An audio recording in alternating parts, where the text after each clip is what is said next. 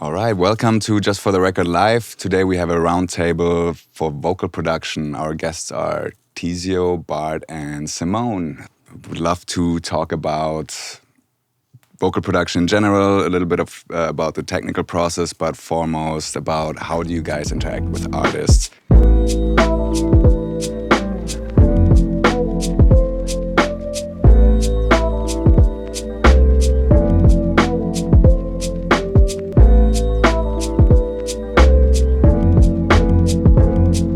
A lot of the people that watch this, they're trying to learn more about engineering, vocal production, mixing. So what's an advice that you would give for them to maybe end up in a position like you guys are right now? Like, how can you get to a place like that? So whenever people ask me this, I really just think it's just doing it. Just starting to vocal produce your friends, vocal produce yourself, even if you're not a singer. Record yourself, learn what makes you sound better, what makes you sound worse, even environmentally, right? A lot of the reasons that I feel like I'm good at vocal production is because I'm able to know what it's like being on the other side of the glass. And so I'm working to eliminate a lot of the things that annoy me when I'm on the other side. That only comes from experience and doing it. There's not you can read something and then you know how to vocal produce. It literally just comes from doing it because it's working with people. So I always encourage people to vocal produce their friends. Even if they're not singers, make them feel really good, because then you'll see that the vocal takes when they're feeling really good and confident in themselves are going to be so much better than the ones when they're starting off and nervous and whatever.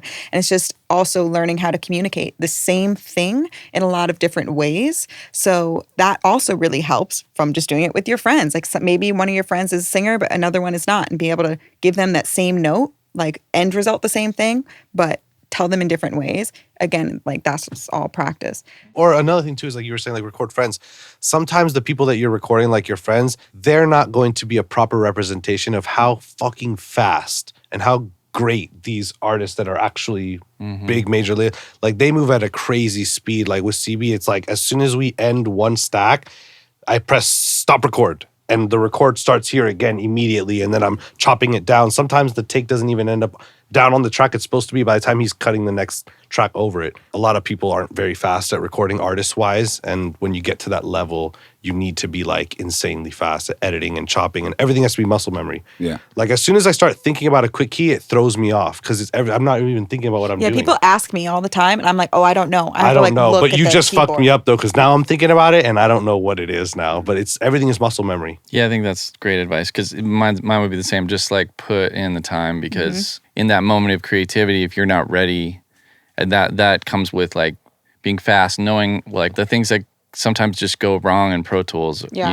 You hit the lock button by accident when you're, because if you're vocal producing a session, you kind of have to be in that leadership role. It's not engineering, you are the producer for that session. So you have to command the artist, you have to, command the environment. It's your job to instill confidence in the situation. Exactly. Right? And Absolutely. And the engineering stuff should just no one should notice any engineering. It should just be about communication and direction and fun, and it should be easy. And that just comes with time. So maybe you can tell us a little bit about how you get an artist in the zone. How do you prepare yourself for a session? Yeah. What to expect? Yeah. When I go to a session, the big thing is making sure that all your pre-production is done ahead of time, so you don't have to think about the technical stuff so much when you're in there, so you can be focused on the psychology of vocal production, all that kind of stuff behind it. Creating an environment where everything really goes, it's okay to mess up, it's light, nothing is if they mess up, nothing bad happens. I don't like the school of vocal production where it's hey, do it again, you suck. It's if someone is doing something and they can't get it, I'll have them do it a bunch, but then I'll move on to another section until they can, and then bring them back there, and then you end up getting it there. You hype them up so crazy sometimes, yo, you're killing it right now. Even when the take is bad, I'll be oh, that was good, but you can do it better. I know you could do it better, and they'll hype them up, even though if it was absolutely trash. Just hype them up. And sometimes I'll blame myself too. I'll be I'll blame my engineering. I'll be I just need you to do one for me. That was mine. It gets them out of their head oh, I'm fucking up. But if you be no, I'm fucking up worse. Yeah. Then they're totally. Cool. And you say it fast too, and as soon as you let go of the pedal, yeah, do that again, go record. You just don't even give them the second to question and just do it. But yeah, creating a comfortable environment, making sure the room smells good. If they normally get cold, making sure there's a blanket in there, or that the room's not too cold. What was the weirdest request you've ever had? A writer request before a session? Like, I don't know, I need my pet cheetah in the studio or something. Like, No, there's no like, I've never had anything like that, but I have had one artist that would come in heels a bunch but they'd want to sing with like feet planted on the ground. And so I got them a pair of socks one time to have at the studio. It's like all just paying attention to like what people need like as human beings to make them comfortable. I know Bart, like it's the same thing. Like it's not really rocket science, but it's just like being, I don't know, paying attention to like people's human needs. Yeah. Yeah, for me, it's like the hang time before. Yeah. It's like not just having them come in and jump into the booth because that's awkward. And especially if I'm working with an artist for the first time, you really have to make them comfortable because you see them at their most vulnerable, wrong notes, like having them go for certain things that they're not comfortable going. And so that initial hang time, just talking about nothing music related. Do you do that at the studio or do you meet out? Yeah, usually.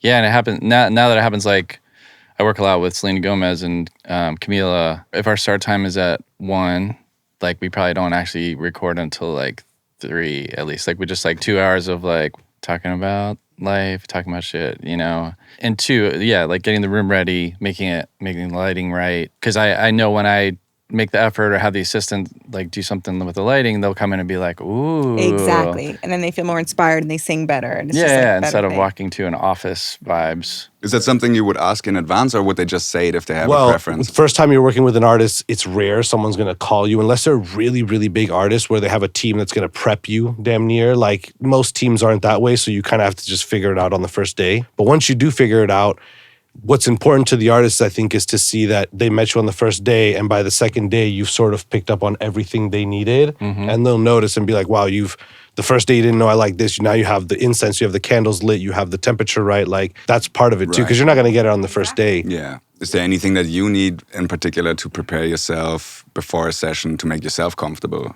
I'm always uncomfortable. Okay. I kind of put my feelings as irrelevant. Right. Just because it's all about them.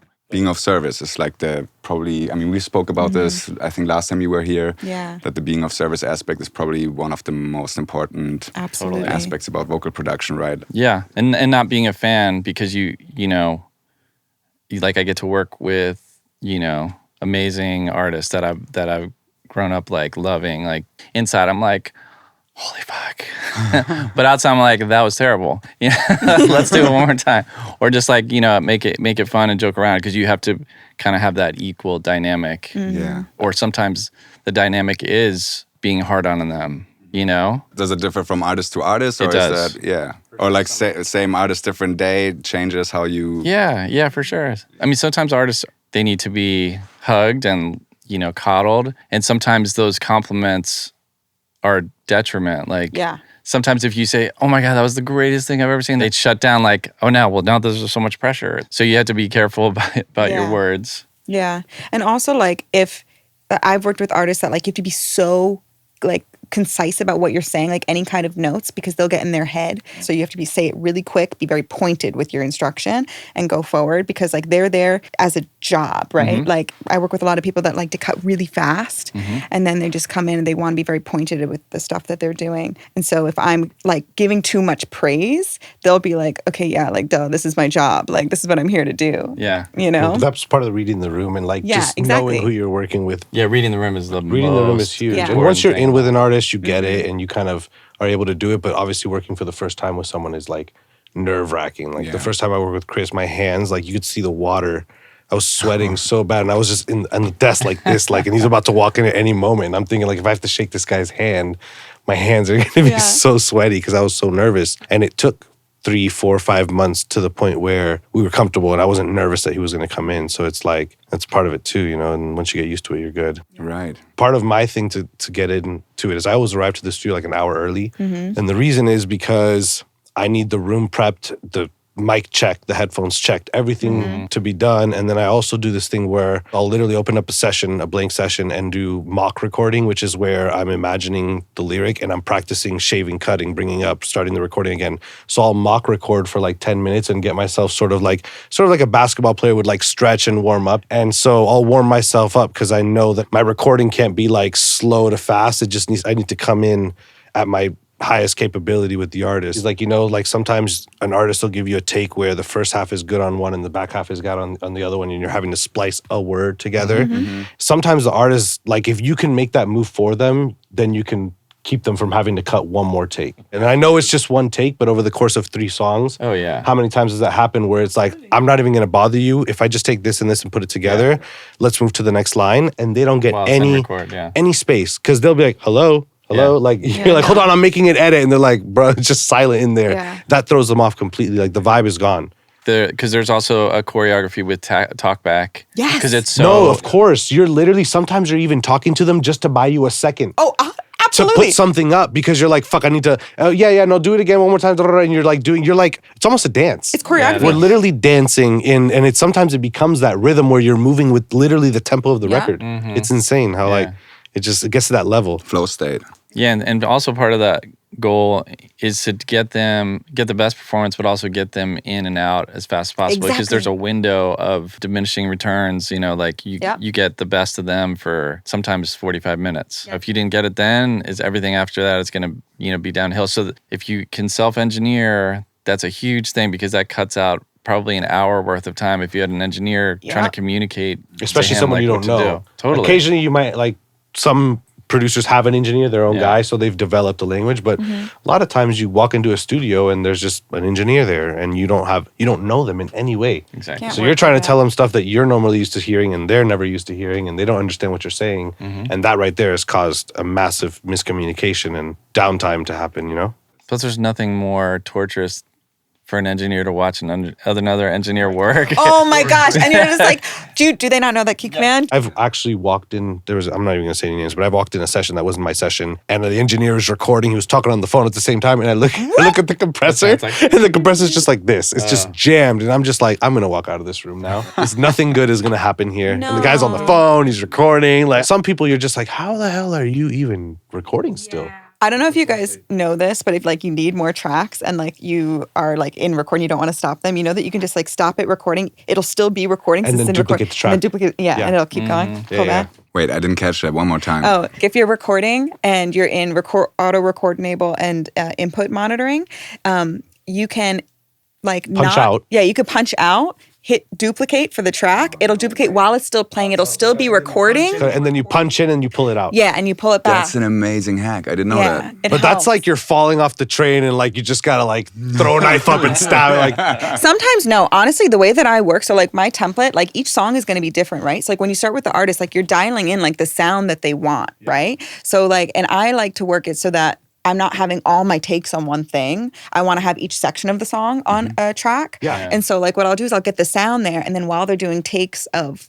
whatever, then I'll duplicate my tracks, but like I'm still running. For me, the template isn't necessarily about the sound as much as it is the organization and the anticipation for what harmonies. Everything's color coded. Yep. My high harm, my low harm, my mid harm, everything's already color coordinated, because I know on the hook I'm gonna have at least a 2 or 3 4-part harmony section, verse probably 2 or 3 parts or whatever. So I have that all anticipated already, plus extra that's there, just in case it's one of those days where they want to go extra crazy. I have that there as well. So the template is there to, so that doesn't happen where you're like, hold on, I need to make more tracks. I didn't know you were going to sing more. And it's like, dude, these sessions are 100 tracks plus vocals only. So, but now that we got a little bit into the technical preferences, I would love to hear what do you guys like to use? Are there specific microphones that you prefer over others? Does it not matter? 251 all the way. Do you use that on any artist? Every artist. I try it on every art. Like that's the initial one. Like you're gonna sing on this microphone. It sounds the best on the most people. Exactly. Yeah. There was a couple artists, like female artists, that have really bright voices. I would probably do like just 87 with her, and that would actually balance out how bright her vocal was versus the microphone. But 251 is definitely where I would go. What compressor do you guys use? 1073 CL1B. Same, yeah. Sick. That's kind of cool to hear, though, that at this level, it's kind of the same thing you all are using, right? Yeah, I mean, it's like people just overthink stuff sometimes, and they're like, we got to put an EQ and a de-esser and all this shit. And I'm like, you can fuck yourself up, because you might be recording a pre-hook, and then you get to the hook, and there's some crazy S's, and now the de-esser that's behind you is tripping, and you're already recording. Like, that's part of the like stripping shit down and not needing to do too much, because you can get fucked in the end. Like, you got to stop the artist now and adjust shit, and like you fuck the vibe up. So But that's why I'm such a purist with stuff, because it's so important to have all these little things be perfect. When I was starting out, I used to I had a checklist, and every session I would add things to that checklist, that like new things that I was like, oh, I should have checked this, I should have checked this. Because there's too many things to remember when you're first starting out. There's so many things to remember to check on. Because like there's always going to be things to learn, because technology is always advancing. So there's never going to be a time where you're like, I know everything now. You showed me some cool shortcuts for like the new Melodyne. Like, that's wild. Like that stuff is so cool. The fact that you can program key commands in Pro Tools right now. How do you do that when you work in a studio? You have to bring all your settings with you, don't you? So now I use my laptop everywhere. Really? That's the best thing you can do. There's a thing, right? When you sit on the computer, you start moving the mouse and the keyboard, there's a pep that the computer either has or doesn't have. Yeah, for sure. And if it's not pepping back at you, like, okay, you're moving, and it's like lagging, I'm like, dude, fuck this computer. Like, I'm not doing it. No, for sure. That only translates as you don't know what you're doing. Right, yeah. Because you blame the computer and they're like, this guy doesn't know what he's doing. It's kind of like esports where you have like, if there's a little bit of lag and like... I'm not going to lie, it's kind of like hand... It is. I don't want to be the only one to say it, but injuries. it's extremely athletic, because when you're recording... No, seriously, you have this adrenaline rush. You know when you have adrenaline, your mouth gets dry? So as you're recording, you literally are having an adrenaline rush the entire time.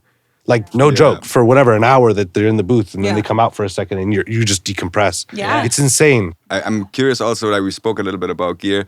Mic placement is a question that always comes up. People are like, oh, what's the distance?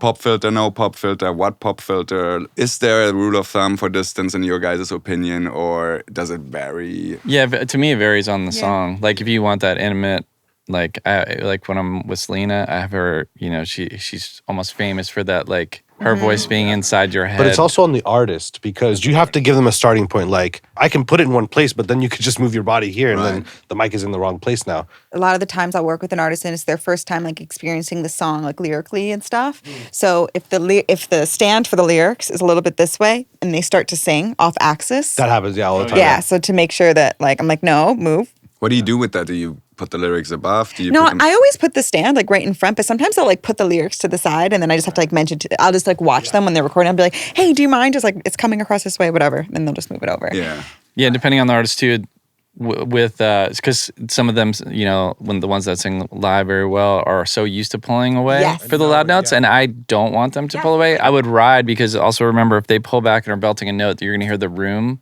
come in. So you just write the preamp. Yeah. Do you leave the vocal track, the record track at 0 usually, or do you mess with the fader? Well, I try to leave it start at 0. So I bring basically this is the balance that I want. I want the singer to be singing comfortably with the track at 0 and the beat to be lower, because I don't want to have to be 5 dBs up or 5 dBs down on the record track, because it's weird to me. Something's off if the record track is -5 and something's off. Right. So 0 feels good, and then I'll just put the track to where it's good, and then from there, if I need to go up a dB or 2, if they're like, oh, I want to hear myself a little louder, I'll turn them up a little bit. But I try to keep everything at 0 and then go from there if I need to like change something. And I also noticed that you like if the vocals are too loud, people will sing differently. That's exactly. Which is like you have to. That's what and I was if you gonna know say. the artist well enough, I always like just don't even tell them and just. That's a good point. Yeah. Would you counter that? Like if you say you want a really intimate performance, do you make the singer hear themselves louder? Yeah, I do. Because I know that like even from like recording myself, like I have a pretty loud voice, and when I'm recording myself, I barely am hearing myself, because if I hear myself too much, it changes the way that I sing. So if I'm working with a singer that's like belty, I'm gonna make sure that like it's not all them, because then they're gonna start to back up. They're gonna sing different. And another trick I use too is like if because sometimes you get these 2 tracks that are a fucking mess. Like if they're competing with the vocals too much, I'll scoop a notch out of the 2 track. I do that too. Yeah. What about the hi-hats when they're too loud and stuff like that? I'll EQ the beat. Yeah, EQ the beat to help. You have to do that, because if not, you're going to be battling with the vocal, and the artist's going to want to hear themselves louder and louder. Or you might end up EQing something into the vocal that you actually don't want, but it's necessary for them to hear themselves. And Yeah, I'm only ever doing software EQ when I would track vocals. Yeah. I never EQ. I never cut anything out. Because Same. once you do it, it's done on the outside. Yeah. so the only thing you guys are doing is preamp, compression. Yeah, Any other processing is after. just cut the lows and Yeah, the 80 shelf thing that it has, and call it a day. Cool. Yeah. I've never worked with someone where I was like, oh my God, your raw vocal is so weird. I need to EQ the fuck out of it before it gets inside of Pro Tools. Like that would just be on the record track. The EQ there would just have the processing and I could just copy it to all the lead tracks or whatever. Exactly. You know what's a weird thing that I've like encountered it a few times. Have you guys ever encountered a 2-track that isn't exactly an A440? And how do you deal with it? Yes. Let's talk about that. Just to specify, A440, Simone is talking about the pitch center of the note A. Which is a normal standard. So now in popular music, the A is 440 hertz. Yeah. And sometimes we get tracks with samples that might be pitch shifted and they're not in tune with the rest of the song. So yes, exactly. Or like live instruments, right? The way that I've found that really helps me figure out exactly where it sits is, okay, I know this might sound weird, but you know auto key? Yeah. How it'll tell you in the upper right-hand corner where the center of tuning is. Yeah. It'll say A equals 440, whatever. Yeah. So like yesterday, I was like, I want to check what A equals on this. And so I checked and it said A equals 445. And then I set all my auto tunes to be A445 and then everything's sounding so much better. Wow. But like, that's like a quick way that I've found to like figure that out. that's incredible. We just had to do it, but now that I know this, I'm going to use that. But I always did that by ear and was like, oh, what is it? does anybody else have a save tick? Oh, I have a save tick. I do, yeah. Cut, edit, save, da da da da, save. It's like a rhythm where it's like say, da da da da, say, and it's a constant thing, and it's just a habit from recording because with recording, if it crashes, you're fucked. You know, the take, whatever is gone. With mixing, it's not like, oh, I'll just recompress it, whatever. But in the recording stages, you have to have the save as close as possible to the last take. Yeah. Because if it does go out, you want to be like, oh, we didn't lose anything. Yep. Most of the time, even if I crash when it's in the middle of a take, which doesn't really happen anymore, it used to happen in Pro Tools a lot, you can still go back and find that audio file and re-import it and spot it. That's how I knew when I was like working crazy hours, I knew that I was working too much because, let's say I spilled a drink and I would just think of undo in real life.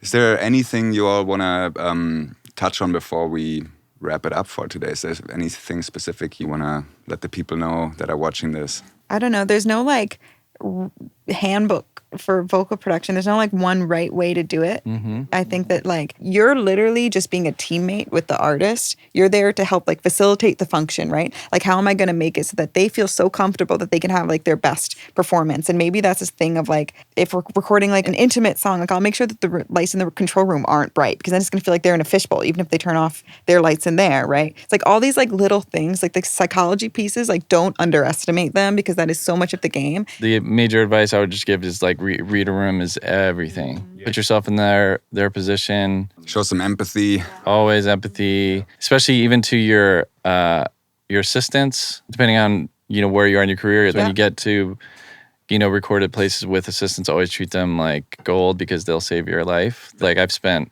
more time with some of these assistants, treat them like family, and it's it's supposed to be fun. We've given up time with our friends and our family and everything. So the life you make in your studio, that's your going out, that's your like family time, that's all the good stuff in life. If you can integrate that into studio time, it makes everything so much better. That's great advice. On that note, thank you, all three of you, for coming by. Thanks for having us. Sharing your wisdom with us. Hopefully have you back. Thank you all very much. Thank This was you. great. Amazing. Thank you. Thank you.